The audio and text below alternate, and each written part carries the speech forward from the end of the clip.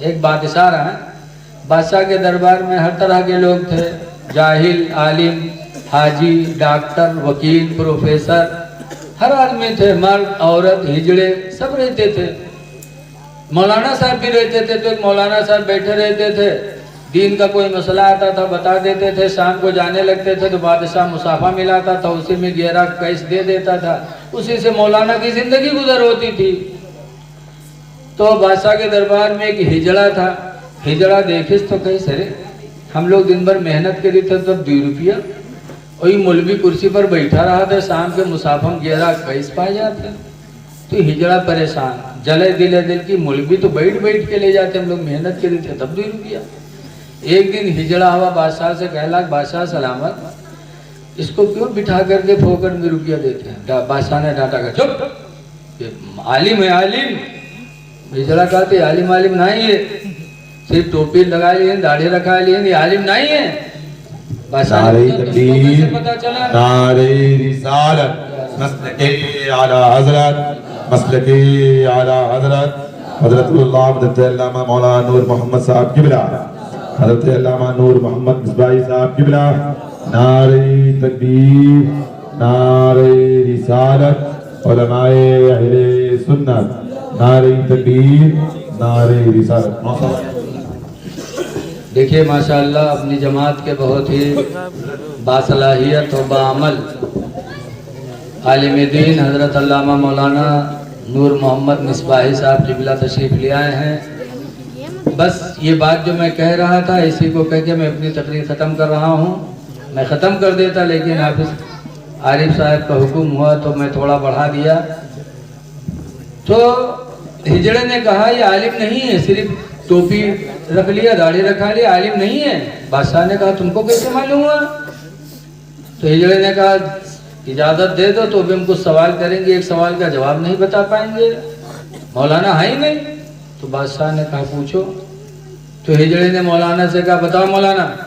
कहा बोल। कहे बताओ कि दुनिया का बीचों बीच हिस्सा कहाँ है? अब मौलाना साहब चुप, नमाज रोज़ा मसला तो पूछ ले, मौलाना कहा जाना दुनिया के बीचों बीच हिस्सा कहाँ बताओ। हमारे लाहौरपुर तकरीर करो, ये जैसे सवेरे खन्नापुर वाले पूछे कि लाहौरपुर के बीचों बीच हिस्सा कहाँ है तो हम बताए फिर कि हम तकरीर करे कह रहे हैं कि वो नापे कह रहा है।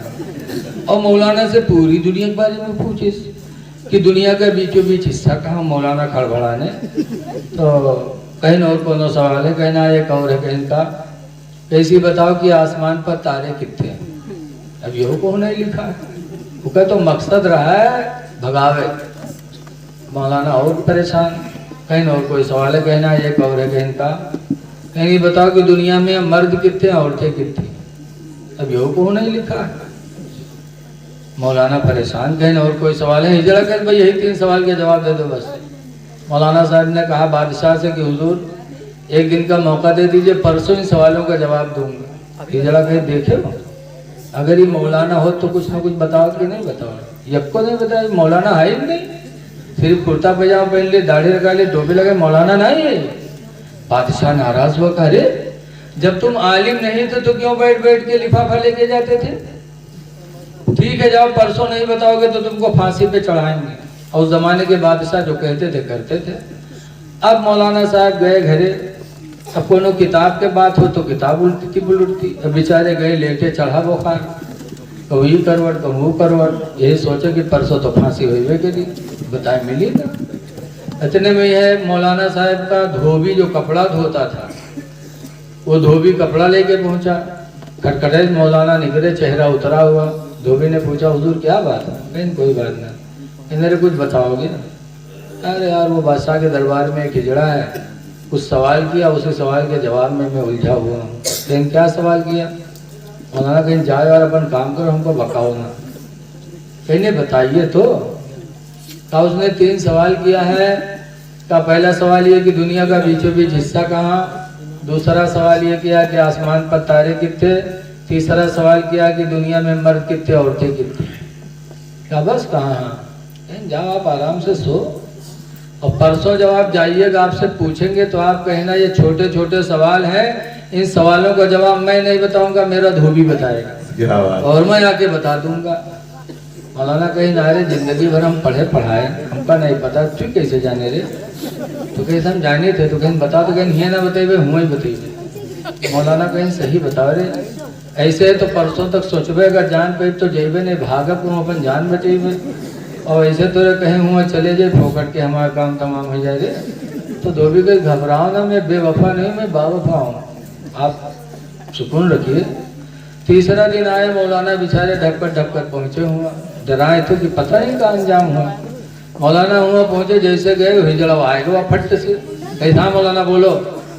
मौलाना साहब ने कहा बैठ उधर, ये छोटे छोटे सवाल, इन सवालों का जवाब मैं नहीं बताऊंगा, मेरा धोबी बताए। अच्छा, अब धोबी का इंतजार होने लगा। इतने में धोबी गधा बैठा सोटा लिए पहुंचा वहां, अंदर आने की इजाजत मांगी, इजाजत मिली तो गधा से उतरा नहीं, गधा समेत बादशाह के महल में घुसने लगा। तो लोगों ने ढांटा का बदतमीज, यहाँ अच्छे लोग आने को नहीं पाते तो गधा पे बैठ के आ रहा है। कहने में गधा लेके आऊंगा, कहने ने गधा नहीं ला सकता। धोबी ने कहा नहीं हुजूर मैं गधा लेके आऊंगा, गधे के सवाल का जवाब गधा ही बता सकता, कोई दूसरा नहीं बता सकता है। शर्त लगा दी धोबी ने, तो इजाजत मिली। धोबी गधा लेके अंदर पहुंचा, गधा से उतरा, हाथ में सोटा, कहाँ है जड़ा? आया ही जड़ा। धोबी ने पूछा क्या है तेरा सवाल? धोबी ने कहा पहला सवाल ये है कि दुनिया का बीचों बीच हिस्सा कहाँ है? तो जहाँ पर बादशाह की कुर्सी पड़ी रहा है वही कुर्सिया से सोटा लिह रहा है हाथ में गधा वाला, वही सोटा से बादशाह के यहाँ कमरा नापिस, वहर नापिस, वहर नापिस।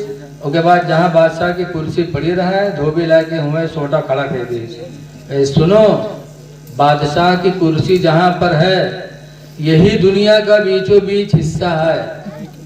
और न मानो हिजड़ा तो नाप के देख लो, इधर की दुनिया नाप लो, इधर के नाप लो, इधर के नाप लो, पता चल जी। तो हिजड़ा कहाँ नाप सकत रहे है? एक जिला नाप के कह दो तो नाप न पाई आदमी, और पूरी दुनिया। और हिजड़वा जनता नहीं रहा है, हाँ ठीक कहा। धोबी कही नहीं, न मानो शक सुबह तो नाप के देख लो, इधर की दुनिया नाप लो, इधर के नाप लो, पता चल जाए। हिजड़ा कही नहीं सही कहा, तो यही है। धोबी ने कहा दूसरा सवाल क्या है? पूछा आसमान में तारे कितने हैं? धोबी ने गधे की पूंछ को पकड़ा और पकड़ने के बाद कहा सुन, गधे की पूंछ को छोड़ करके इसके बदन में जितने बाल हैं उतने ही आसमान में तारे हैं, और न मान तो गिन के देख ले। तो जानत तो रहा है तो कहने ने सही कहा, तो कहने न मान तो गिन के देख ले। तो गधा बाल को गिन सकत रहा है, मान का ही गया। फिर तीसरा सवाल क्या है? का तीसरा सवाल ये है कि दुनिया में मर्द कितने, औरतें कितनी? धोबी खड़ा हुआ गिनती गिना शुरू की, 1 2 3 4 5 6 7 8 9 10 11 12 13 14 15 16 17, छोड़ दी गिनती, फिर शुरू से गिने लगा। 1 2 3 4 5 6 7 8 9 10 11 12 13 14 15 16 17, फिर छोड़ी, फिर शुरू से गिने लगा। 1 2 3 4 5 6 7 8 9 10 11 12 13 14 15 16 17। माँ की खोली तो हिजड़क पकड़ी तो वही सोटा से पीटे लगा। जब पीटे लगा तो हिजड़ा चिल्लाए, बादशाह बचाइए बचाइए। बादशाह ने कहा रे भाई हिजड़ों को क्यों मारते हो?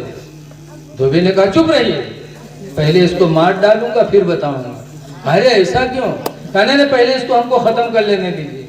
बादशाह ने कहा कुछ बताओ क्या हुआ?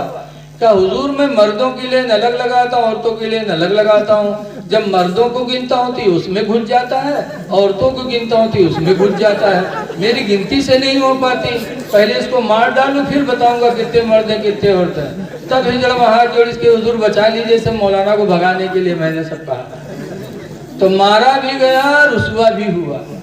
हसद नहीं करना चाहिए, हसद का अंजाम बुरा होता है। लोगों, आलिमों से मोहब्बत करो, मोहब्बत करोगे अल्लाह भी राजी होगा और इनसे दीन की दौलत आपको मिलती रहे। अल्लाह ताला हमको आपको सच बोलने की तौफीक अता फरमाए और अपने नबी के सुन्नतों का अल्लाह ताला हमको आपको आमिल बना दे। अस्सलामु अलैकुम व रहमतुल्लाहि व बरकातुहू।